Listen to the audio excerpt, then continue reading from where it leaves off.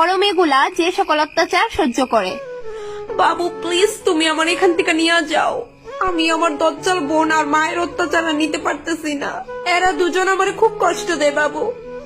বুঝতাছি জান, আমি তোমার সবটাই বুঝতাছি। তুমিও আমার দিক থেকে একটু বোঝার চেষ্টা করো। এখন আমার দ্বারা বিয়া করাটা পসিবল না।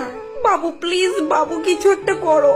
আমার এই বাড়িতে থাকতে এক একটা সেকেন্ড শ্বাস নিতে কষ্ট হইতাছে। বাবু প্লিজ নিয়ে যাও। আমি তোমার বিয়ার পরে কি কইরা খাওয়ামু? আমার নিজের ক্যারিয়ারই সেট হয় নাই। বাবু কোনো একটা উপায় তো আছে বাবু। আমি জাস্ট এই বাড়ির থেকে, মার থেকে, আমার বোন থেকে, তার থেকে শুধু মুক্তি চাই। বাবু প্লিজ নিয়ে যাও।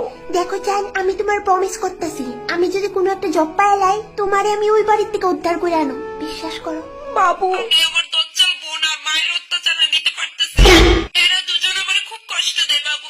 আমার এই বাড়িতে থাকতে এক একটা সেকেন্ড শ্বাস নিতে কষ্ট হইতাছে। বাবু প্লিজ নিয়ে যাও। আমি জাস্ট এই বাড়ির থেকে, মার থেকে, আমার বোন থেকে, তার থেকে শুধু মুক্তি চাই। বাবু প্লিজ।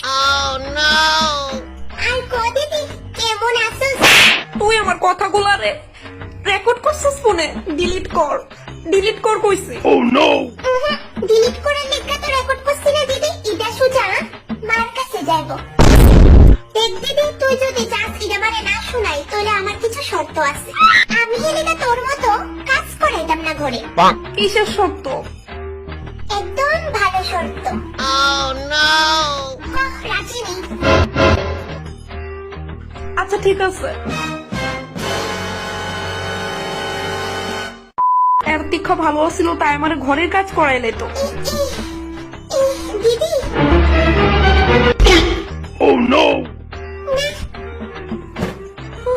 বনু, এগুলা কি? এইগুলো হোমওয়ার্ক। এতগুলা হোমওয়ার্ক? দিদি তুই আজকেই শেষ করবি। তার মানে কি তুই এতগুলা হোমওয়ার্ক এতদিন ধরে আমার ভরসায় তোমায় রাখছিলি? ইদি তুই নিজে করবি, বুঝছস বনু? ইদি তোর হোমওয়ার্ক। কিন্তু দিদি এই হোমওয়ার্ক গুলো তো আমি করবো না। আমার এই বাড়িতে থাকতে এক একটা সেকেন্ড শ্বাস নিতে কষ্ট হইতেছে। বাবু প্লিজ নিয়ে যাও।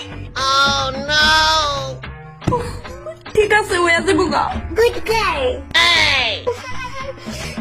কর কর, স্টার্ট কর। একটা হয়তো তো বল না হয়, এই হোমওয়ার্কটা আমি আমার স্কুলে দেখাবো। ঠিক আছে যা তুই।